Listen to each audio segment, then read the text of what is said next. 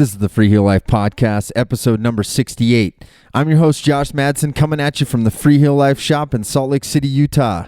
And it's Monday, everybody, and it's another fine episode of Telemark Madness coming at you.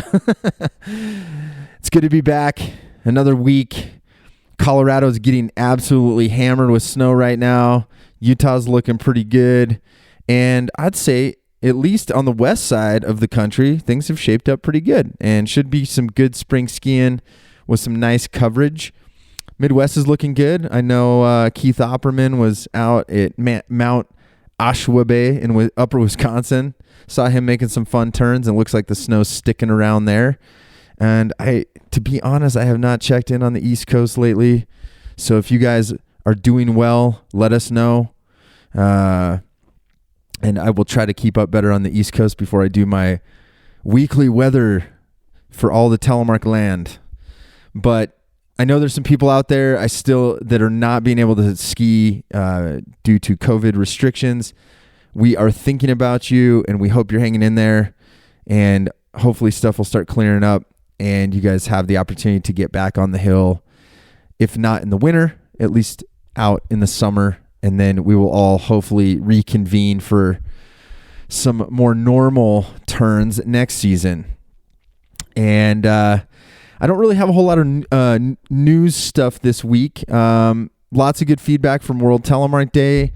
We had a great podcast with Russell Johnson, old Telly Tay's dad, last week. Hopefully you check that out. I love that conversation, and I love hearing from families that have deep roots in the Freeheel turn.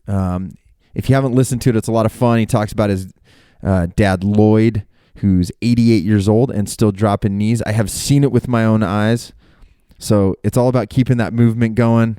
Telemark is a great way to enjoy the mountains. So hopefully you'll check that one out. Today is going to be a special podcast, kind of walking down memory lane a little bit, and a short little announcement, short-ish, and I'm going to be joined by my good friend Craig Dostie, but we're not going to be talking about gear. So let's hop right into it and talk about something I am extremely excited to share with you guys. So please welcome Craig Dostie. All right, Dostie, welcome back. How are you, bro? Oh, doing good. We're getting pounded in Colorado, which, I mean, this is, I think, the first, well, maybe not the first, but it's one of the few wet storms. So it's heavy and slushy down here in the valley on the Front Range, but it bodes well for a ton of new snow up in the mountains. I like your Colorado vocabulary that everyone's gonna be like, what is he? The Front Range? It's just for all of you. If you haven't been here, if you didn't grow up here, when you arrive, you're like, this place is strange. And it's called the Front Range. So yes. Yeah, the Front Range, the Front Range of Colorado, meaning like Denver. Yeah, basically from Fort Collins down to Colorado Springs. Yep. Yeah. Well, that's cool. You guys are getting snow there. I heard there's nothing here in Utah, so that's not promising. But yeah, it sounded like actually my dad was over in Vail yesterday and said it was nuking over there. They had like Vail Pass was closed over to Summit County, and yeah, everything was pretty well closed this morning. There were trees. I mean, plows couldn't plow both sides of the road because there would be a tree on one side, and it was big enough they couldn't just plow it out of the way. Jeez. Yeah. It's some heavy snow, and some of the the locals aren't prepared. They don't know how to deal. It reminds me of big storms in the Sierra where it comes in wet and sloppy and heavy, and so actually I had kind of a good time driving around in it. Are you like out ripping donuts in the parking lots, or what are you doing? Well, I wish I could. I got a 4-wheel drive car that's got traction control, so I can't get the wheels to break loose, even in 2-wheel drive. That's what I'm saying. See, it's just It's so disappointing. it's not like it used to be. No, it's not. That's funny. That brings back some fond memories of being a kid, and like you realize what a donut is, and all of a sudden you're like, get your license, and you're just going and finding every parking lot you can, and it's yeah, you should. I mean, that's how you learn how to drive in the snow, is you learn how to drive on the edge with no one near you. Yeah, right? 100%. Yeah, totally. Oh man. Well, hopefully you going out skiing tomorrow then? Yeah. Perfect. Yeah, Hopefully. I think I'm going to be a sloped out though, because I think the Abbey Danger is going to be off the charts for the next 5 days until it warms up and everything releases, and then everything is going to be really nice. Yeah, no, that could be. I mean, what do you know what the storm totals are supposed to end up at? No, not totally. Like, who do you believe anymore? But I believe Snow Forecast, and they're my favorite, most reliable go-to, and they're predicting 60 to 100 inches in Cameron Pass. Oh, geez. And 40 inches down around Berthoud, and then after that, I wasn't really keeping track, because as far as I'm concerned, if it's doing that good down to Berthoud, I don't need to travel any further. I don't need to know anything more. Yeah, spring skiing will be good too if all that stuff's filling in with that much snow. Right. So, yeah, it's probably a couple days out of the backcountry for sure. That's like when we got that 100-inch storm a month or so ago. It was like the Abbey forecast, the compass rose was basically just black. Oh yeah, it was everywhere. like a black circle. Everybody's like, "Whoa!" It's like, yeah, do not go outside, basically. So, inbounds was good, but well, good. I'm glad you're going skiing, man. That's awesome. Well, welcome back. You've been a frequent guest. Usually, we're talking about gear because you are the gear guru. As it were. It's one of those. Yeah, I don't know that I was pursuing that, but I became that, definitely. It's the engineer brain, dude. It is totally the engineered in me. There's no doubt about it. But today we're gonna have you back on because we're gonna make a little announcement that honestly I don't think there was any teasers of this or anything. So, but we are. I say we as in. My little conglomerate of companies, Freeheel Life Industries, which we got Freeheel Life, which everyone knows, our shop. We do the podcast. We've got all that going on. But where this all started for me was Telemark Skier Magazine, and we are going to relaunch telemarkskier.com, a new website. And we are going to put Mr. Craig Dostie at the helm of it. So we wanted to let all of you know out there that we're going to be doing this in the next couple of weeks. So I'm just going to before Craig and I are going to talk a little bit about this, but I want to just give all of you out there a little rundown on what that's going to look like and why I wanted to do this. Is for those of you who don't know, Telemark Skier Magazine, it's kind of had a crazy history. We're going to go over some of that with Craig's involvement in the early days, and then my involvement during the print era at the end of it, and then really what our objective is moving forward is to relaunch telemarkskier.com as a website that has both free and premium content.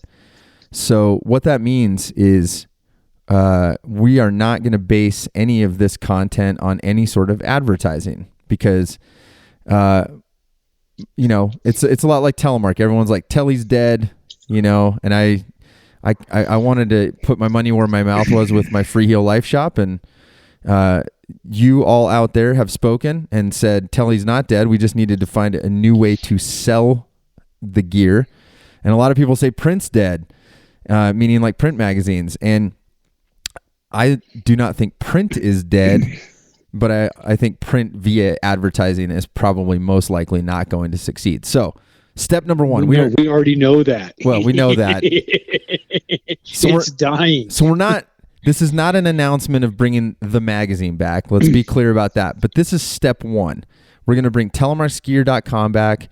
I'm going to put Craig at the lead of this. He's going to be helping produce a lot of this premium content, from gear reviews to in-depth looks at what's going on with the companies that are in Telemark, news, all that good stuff. And what we're looking for from all of you out there is support, because I know that there are thousands and thousands of you Telemark skiers out there, and we want to be the voice of what's going on and make sure that we're getting you what you need. So the subscription is going to be $3.99 per month.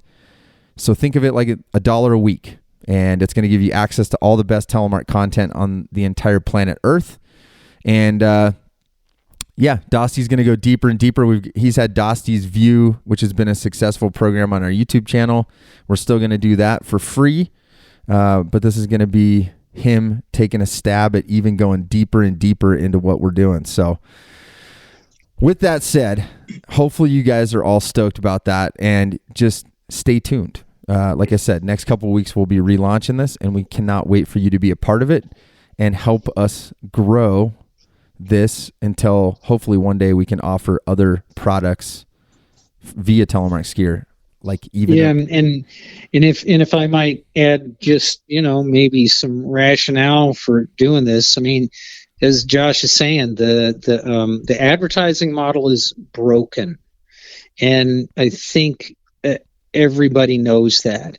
As soon as you bring in advertising, there's actually very few companies who can afford to advertise in the current economic advertising model, which is monopolized.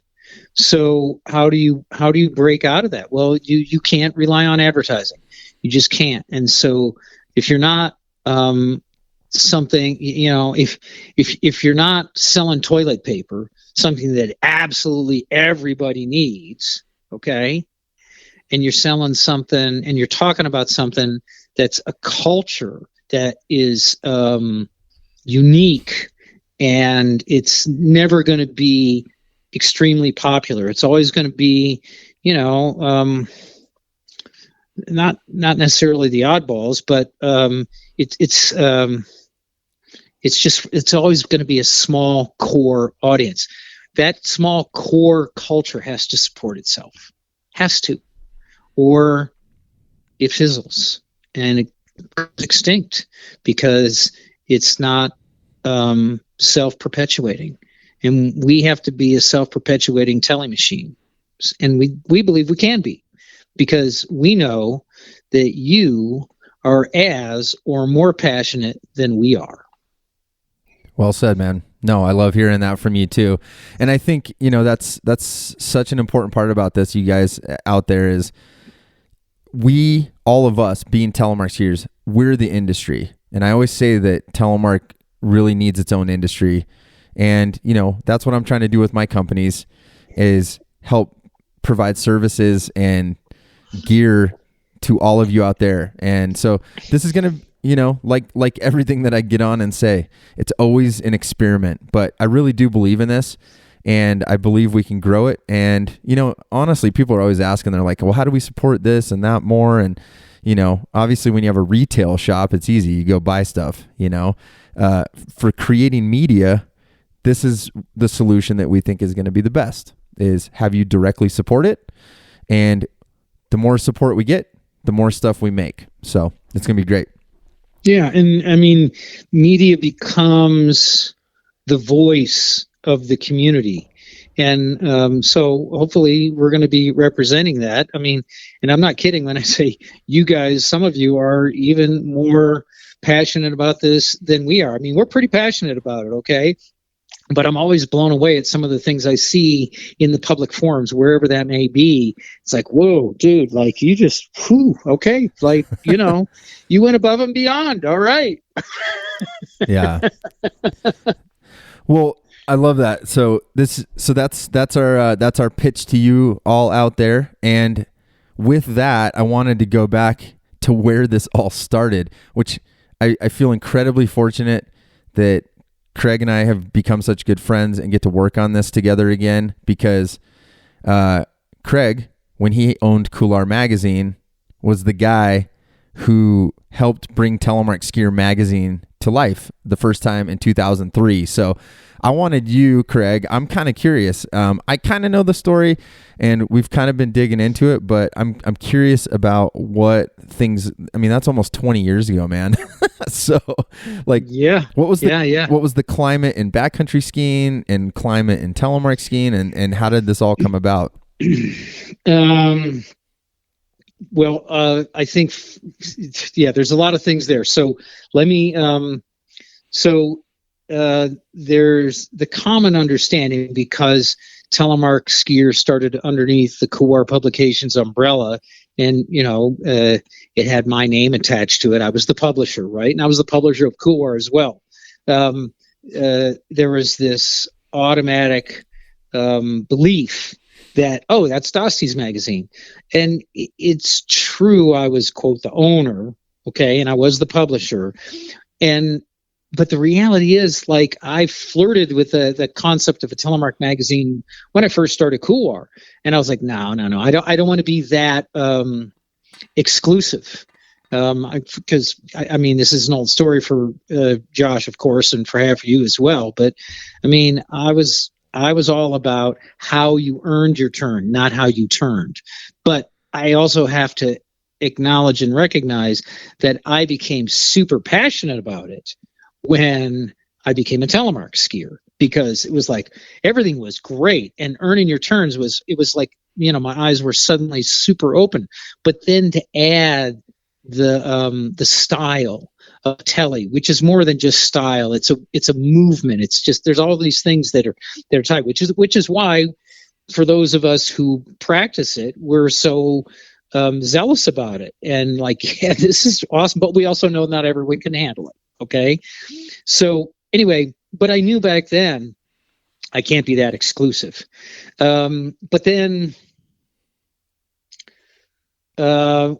when Couloir converted from being a fairly high-end newsletter to being a, quote, magazine, within a year, I had a competitor, Backcountry magazine.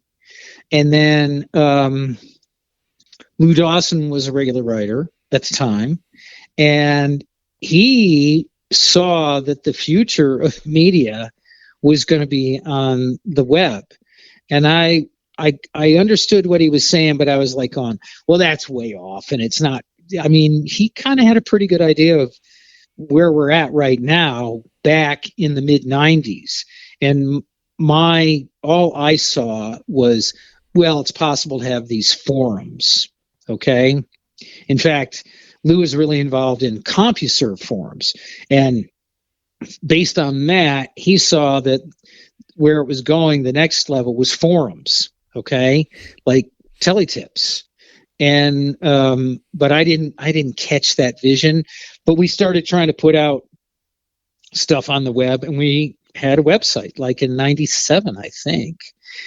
But around the turn of the century, Telemark Tips was launched, and that was a revolution in terms of, I mean, it was a forerunner of what's going on on the world scale with things like Fakebook.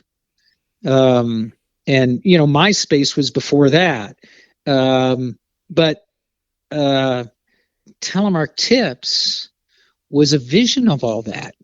So here's the thing. But from my perspective, it wasn't just about the vision of how the web was going to go on, all this stuff. That was a damn competitor. Mm-hmm. And Backcountry was a competitor, right? But the web kind of, even though we were among the first to be involved in the web, that required more resources than we had revenue to cover. And the advertising model had not reached the web yet. I mean, the technology wasn't developed enough. But Teletips saw us, everything that was coming. We saw all the how when you give people an anonymous voice, they'll say anything, and people would get really upset, and there'd be all these emotional arguments and lots of immaturity. Amazing how little has changed. And Mitch was doing videos, and it was like, man, we felt we had to do something at Couloir about that. But I didn't see how to do it on the web. But we knew how to do magazines. And Susie Sutphin, who was my sales manager at the time, when she first approached me to work with me, she wanted me to start a Telemark magazine. And I thought, it's like, girl, you're off your rocker. I mean, there's barely enough money to go around with all three disciplines in the backcountry. We can't focus on Telemark only, because I was looking at it from the backcountry perspective. But she convinced me that we could pull it off. And I saw it. It was partly, it was a competitive punch back, and it worked, but it backfired. So, but it was good. Here's the thing. I basically told Susie, if you can sell the ads, we can produce the mag. And she could. She totally could. And we did. And so we launched Second Magazine. And suddenly that gave us an edge over our print competitor, because now we were selling ads for two publications. And the reality is the culture, the industry was only willing to support two magazines. So we used that as a wedge to take all the revenue. We didn't quite take it all, but we took enough to force Backcountry to sell. But that's what backfired. It sold to a good group that ended up I merged with, like 10 years down the road. That's funny. So anyway, but so here's the thing. I went along with it, but it was Susie's idea, really, to have our own publication.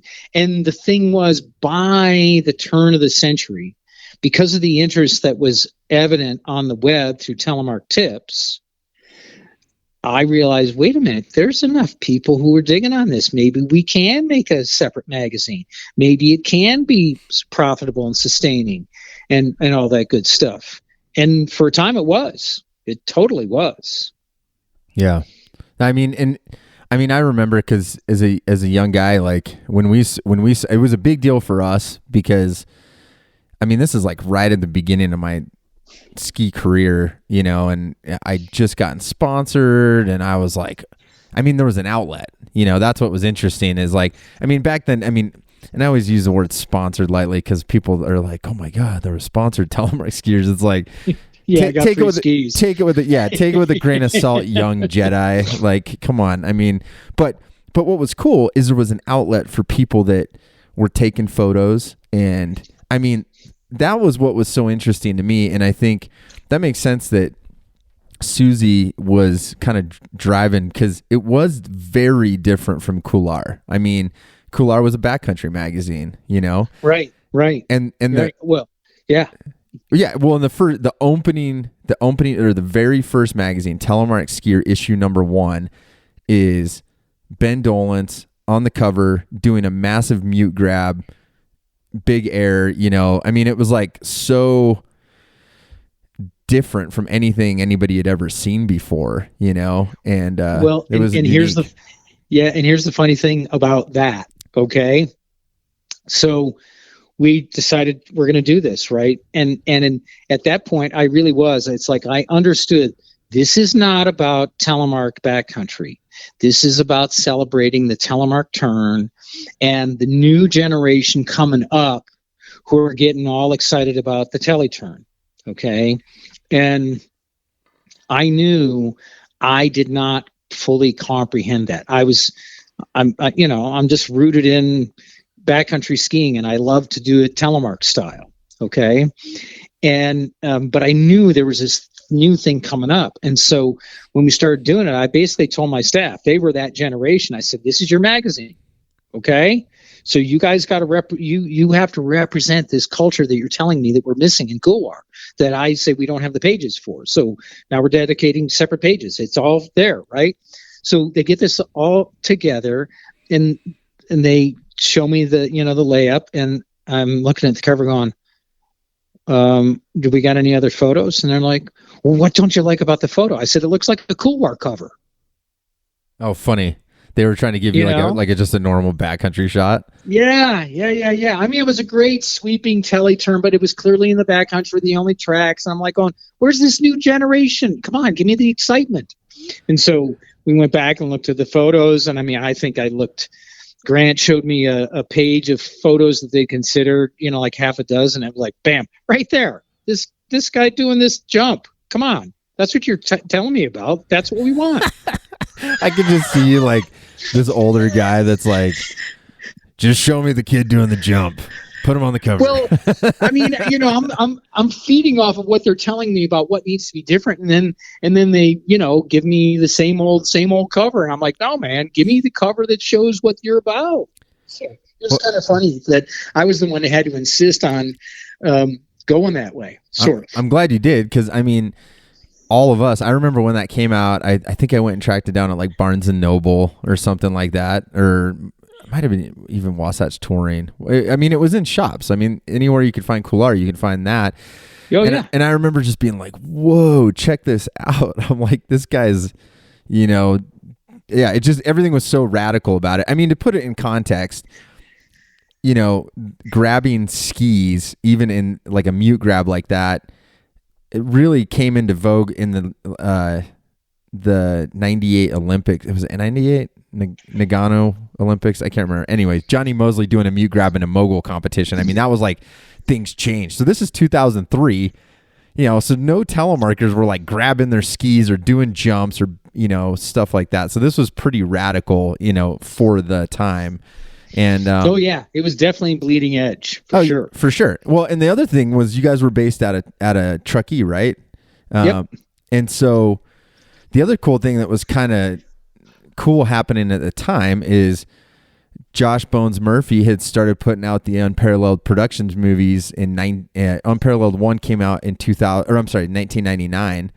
And so you guys were like in the thick of, they were also based out of Tahoe. So you got like that crew there, you got this magazine, and that's pretty, it's cool that all was like in this little hot spot, Yeah, we were big fans of Bones and what he was doing. It was, I mean, and the Telefest scene was happening. And not only was there Dickie Halls, there was lots of little ones around the country. And there was one in California I'm going blank on the resort. Bear Valley. Yeah, the Bear Valley. Oh my gosh. I forgot about that one. That was some good times. Now, I don't think we had quite as many people as Dickie Hall has been known to have, but we had every bit as boisterous a party atmosphere as I've ever seen. It's pretty cool to get 500 telemarkers out on a hill, on a kind of a small hill, so we pretty much dominated. Everyone's shredding under the lift lines, just showing off their tele style. And then there was a giant pasta feast in the evening with a live band and dancing. Sounds like a hoedown. It was a hoedown.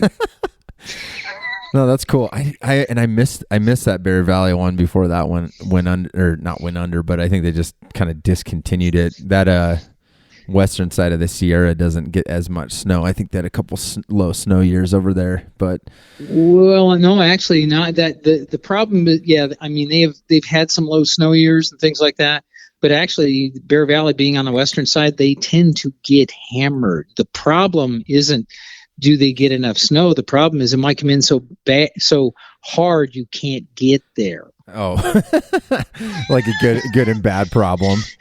Right. When it comes in hard, but there's only one road in. Oh man. Yeah. Well, that's cool to connect on that too. I mean, what a cool time, man. I mean, I think back, like, it just, everything seemed to line up in that zone. Like, you got a magazine, you've got arguably the best Telemark movies ever made were being made there. I mean, they're the only ones I know of that were filmed on 16 millimeter film. I mean, there's just like everything seemed to come out of there, man. And so a lot of those characters in the Unparalleled movies are also now in the magazine.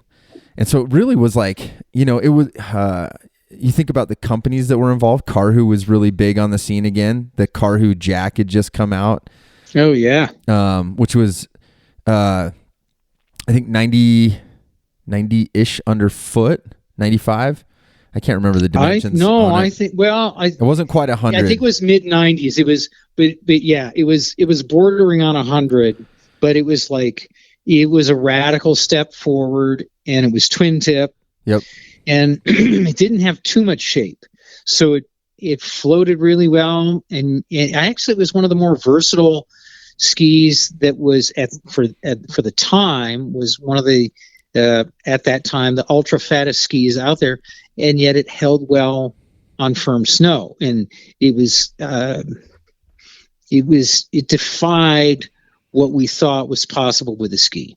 Yep. And things went on from there. They got even wider and wider and wider. It's like, oh my gosh, when is this going to end? When it becomes so wide, it's just a snowboard now. So yeah. Well, and it was just, yeah, you think, I mean, it was, yeah, just to kind of toot the horn of Telemark Skier Magazine. I mean, it really was an interesting time. You go back and read those older print magazines. It's like, there really was, and I think this is kind of going back to the, you know, I'm always like preaching, we need our own industry, you know, blah, blah, blah. And really it's a self-sufficiency thing. That's what I'm trying to promote is like, you know, we need to, in order to be able to push this forward, we need companies that support the people support the companies, the people support the media supports the people.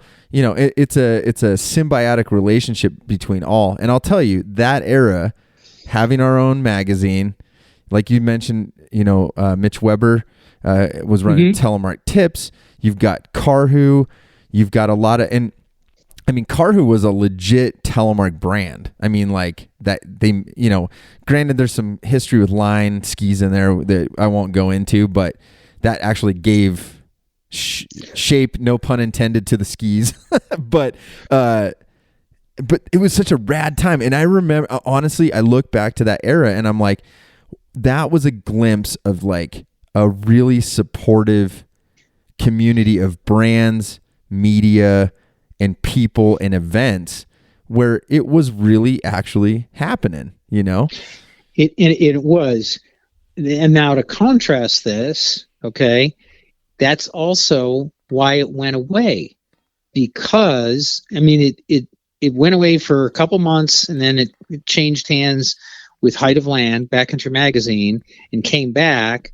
But then they ran into the same problems I was running into, which is your point through all of this, is it's why we have to be self-sustaining, because there was a massive exodus of people from the Telemark community.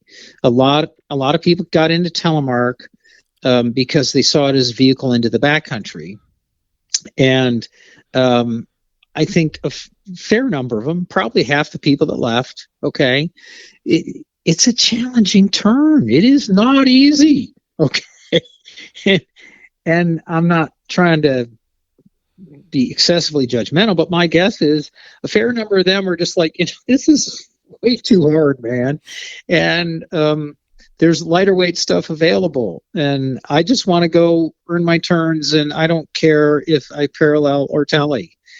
Okay, great. Okay, so there was this culling of the herd. We lost a lot of people, and most of the companies who were very supportive of that telemark culture and phenomenon were not exclusively telemark themselves. So as soon as they started seeing sales drop in those categories, they chopped them. And kind of the definitive moment was when K2 dropped their Telemark ski line. Yep. It was like, whoa, okay, I guess, yeah, we've been seeing this, but no, that really, yeah, this, okay, we can't deny it. Yeah, we've got a problem. Yeah, no, that's a good point. I mean, that kind of leads in, and just kind of historically speaking, to kind of catch people up too, is so there's that gap between. I think you guys did 2003.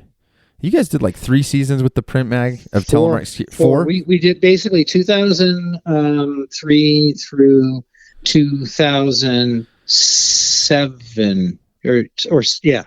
That's about right. And then it went away for a few years, and then came back. No, it went away for a couple of months. That was it.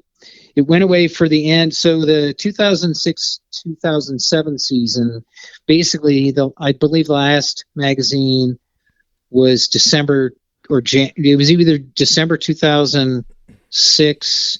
Yeah, I think that's when it came off the printer, and it was called the January 2007 issue, I believe. But it ended up being the last issue that I published, and then Backcountry Magazine picked it up the next year, I think. Yeah, maybe there was a year of, but I think that makes sense. They kept it going, and they went 2 years, I think, and said, we can't sell ads with this thing either. No, it went longer. See, okay. And that's what's crazy is, so yeah, it went 2008. That lines up perfect, because 2008 season, Eugene Buchanan, I think, I should know this, but he edited a couple issues for Height of Land, and then I come into the picture in 2009, and then I'm the editor from 2009 through 2012.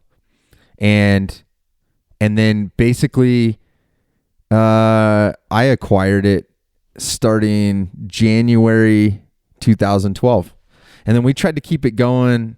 I realized right off the bat exactly what you're saying. Like, by that point, 2012, I thought, and I took it on. Honestly, I'll be totally frank. I took it on and acquired it after having spoken with several previous advertisers that were friends of mine, and I moved on, left Height of Land, and no one came with me that said they were coming.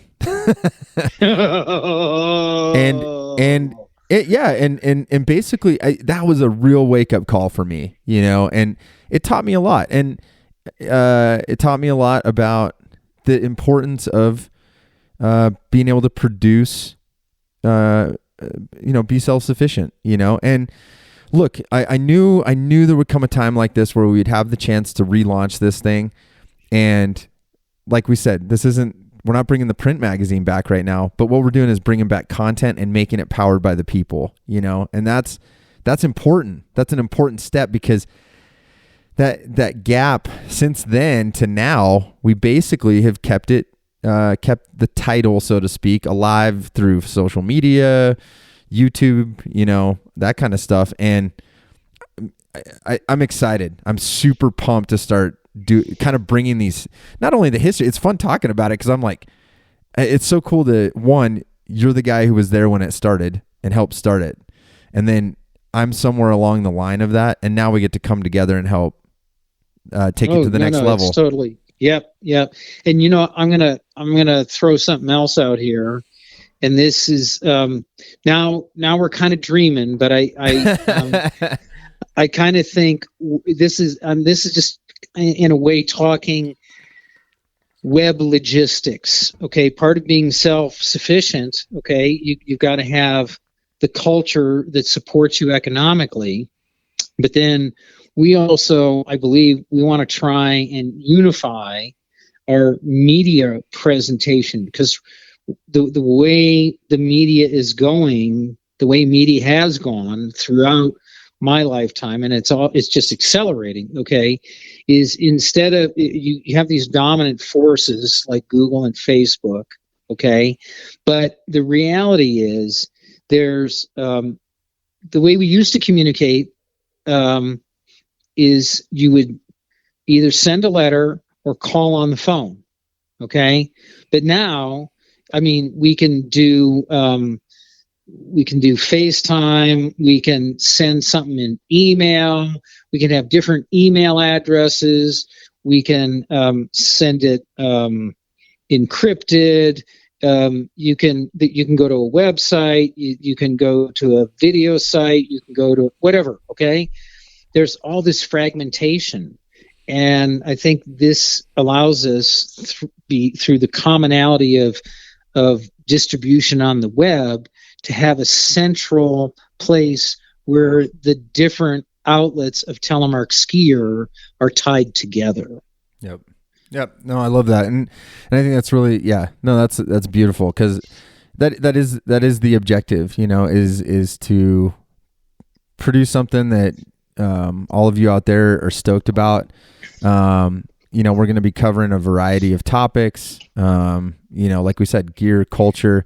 And, I know I've already been sifting through the old magazines and getting the brain going. And I think bringing Craig's wealth of knowledge of just, it's an honor to have you on, man. Like, just your experience editing magazines, producing magazines on a content level. Like, I'm super pumped to start putting even more stuff out there for people. And like you said, bringing them, I think that's the other thing, and you nailed it, is bringing people to a singular point.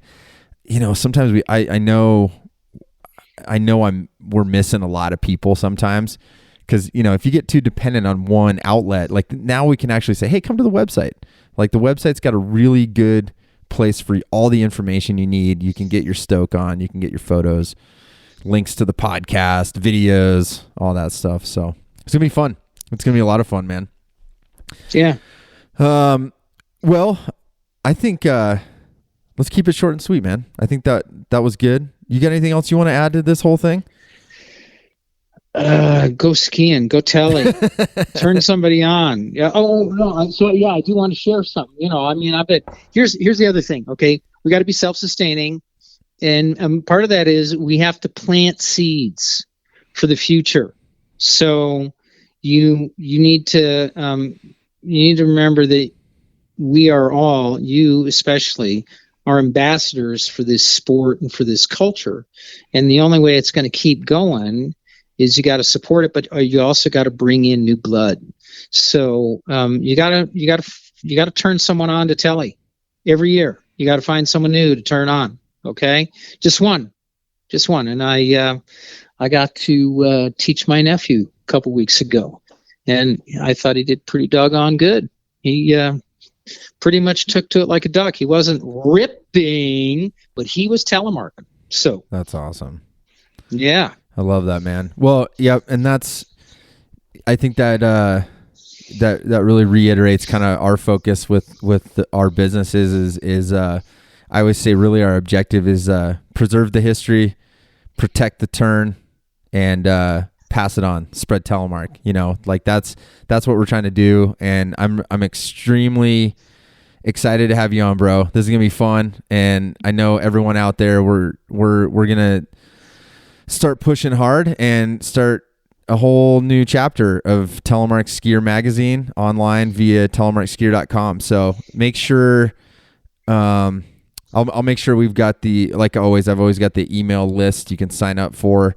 We're for sure going to put a special email out when this goes live, and we hope that you will be one of the first subscribers and that you will help us grow this. And give us some more stuff to write about. So awesome. All right. Yeah, brother. Well, I have fun skiing tomorrow, and be safe out there, and I'll talk to you soon, man. And welcome aboard. Again, yes. Again, you're pretty much always aboard. I'm just making it sound like it's a new ship. So yeah, well, kind of it is. It's gonna have a new skirt on. That's for sure. There you go. All right, man. All right. Have fun. Talk to you soon. See you. Bye. Peace.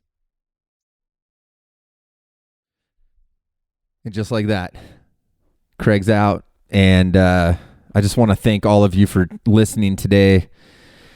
this is a really, really exciting time for me and for all of us in the Freeheel Life family, including Telemark Skier Magazine. It's kind of like I said, it was the first Telemark business that ever became actually mine, and like I said, there wasn't a way. Unfortunately, I wasn't able to kind of make it work the way that I thought we were going to be able to do it right off the bat, and that's always frustrating. But I knew if we kind of hung on to it, and as a title, and as an entity, that we'd find the right time to get back at it. And I've always known and always believed it's incredibly important for us to have our own media outlet about telemark skiing, and that's specific to us, our culture, our way of turning, our gear. And I couldn't be prouder to be bringing Craig in on that. He's been really helping us out on some videos and some content over the years, and I think this is even a better way to kind of dig deeper and work with him to create a really well-rounded website with great material. And like I said, we're not bringing the print magazine back yet, but this is our way of feeling it out and seeing if the support is out there for us to create content via the web. I promise you that we are going to keep building and building and building. And with your support, we can get back and build this back to a print magazine at some point. So on that note, thanks for listening, like I said, and be sure to sign up for the mailing list. That's a great way to stay in touch with what's going on right now. There's a lot of, we're wrapping up stuff at the shop in the next 4 weeks. We'll be kind of coming up with a closing date here pretty soon. I think it's going to be around April 16th. And we're going to be bringing you more information on that. As always, you can, we want to be your preferred shop. I mean, that's number one. I've been talking so much about Telemark Skier today. I'm forgetting what to say about Freeheel Life, but for real, like, we're all one family, and we're really psyched that you've supported our shop. We've had an amazing winter with all of you out there. And I know every week I always say you can support our content, directly by making a donation. Guess what? If anything, hold on. If you were going to make a little extra towards the podcast, hold on to it for a couple weeks and become a subscriber of telemarkskier.com and help us get that rolling. So in the meantime, like I said, we still got gear at freeheellife.com. If you're in Salt Lake, come to the shop. I love seeing you when you make it to the shop. A guy rolled in the other day, opened the door. Right when we opened, he walked in, he said, "My journey's complete." First time to the shop, and I love seeing those people. Like, the first time they walk in, you always know the new people when they walk in because they look at the ceiling, at all the skis, all the history. You can always be like, "Oh, first time?" And they're like, "Yep." So we'll be open for a little while. Everything's going, tune shop, mounts, all the goodies. You can email me direct at podcast@freeheellife.com. I would love to hear what you think about today's podcast, and love to hear what you would like to see on the upcoming website and anything like that. Or if you have people you want to suggest for the podcast, I'm going to be keeping it rolling all year, every month, every Monday, and I hope you'll take a listen. If you're on Apple Podcasts, take a second to rate and review the podcast and help bump us up there a little bit. Love y'all. You guys have helped grow our shop, and now I hope you will continue being part of the Freeheel Life family when we relaunch telemarkskier.com. Thank you. Be protectors of the turn. Plant those seeds like Dostie was saying. And until next week, spread telemark always, my friends. Peace.